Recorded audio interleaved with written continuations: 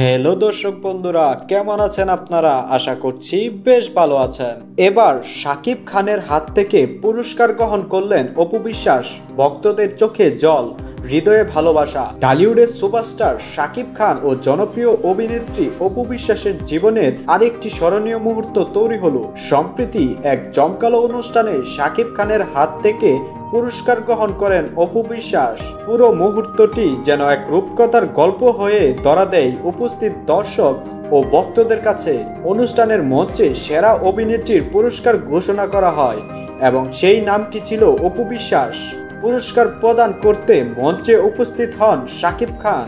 অপু বিশ্বাস মঞ্চে উঠে শাকিব খানের হাত থেকে পুরস্কারটি গ্রহণ করেন। পুরস্কারটি হাতে তুলে দেওয়ার সময় দুজনের চোখে ছিল মৃদু হাসি। ভক্তদের মধ্যে তখন শুরু হয় করতালির ঝড়। পুরস্কার গ্রহণের পর অপু বিশ্বাস আবেগপ্রবণ কণ্ঠে বলেন, এই পুরস্কার আমার কাজের স্বীকৃতি, তবে এটি আরো বিশেষ হয়ে উঠেছে কারণ এটি আমি পেয়েছি শাকিবের হাত থেকে। এটি আমার জন্য একটি স্মরণীয় মুহূর্ত।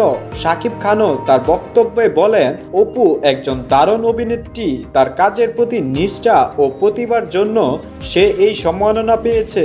আমি গর্বিত যে তাকে আজ আমি এই সম্মান তুলে দিতে পেরেছি। মঞ্চে এই মুহূর্তে দর্শক ও সহকর্মীদের মধ্যে দেখা যায় ভিন্ন আবেগ। ভক্তরা এই দৃশ্যকে তুলনা করছেন তাদের এক সময়ের জনপ্রিয় রোমান্টিক জুটির সিনেমার কোনো দৃশ্যের সঙ্গে। অনেকেই মনে করছেন এই ঘটনার মাধ্যমে শাকিব অপু নিজেদের পেশাদার সম্পর্কে আরও এক ধাপ এগিয়ে নিয়ে গেলেন। অনেকেই মনে করছেন এই ঘটনার মাধ্যমে শাকিব অপু নিজেদের পেশাদার সম্পর্ককে আরও এক ধাপ এগিয়ে নিয়ে গেলেন। দীর্ঘদিনের ব্যক্তিত্ব ও দূরত্ব, মান অভিমানের পর এমন একটি মুহূর্ত ভক্তদের জন্য হয়ে উঠেছে হৃদয় ছুঁয়ে যাওয়া।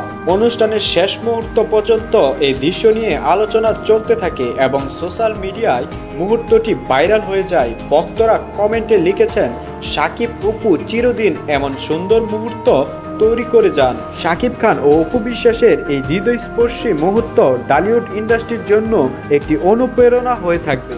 তো দর্শক বন্ধুরা, আপনারা শাকিব খান এবং অপু বিশ্বাসের এই মুহূর্তটিকে কেমন করে দেখছেন তা আমাদের কমেন্ট করে জানান। এবং আপনি যদি আমাদের চ্যানেলটিতে নতুন হয়ে থাকেন তাহলে অবশ্যই লাইক এবং সাবস্ক্রাইব করুন।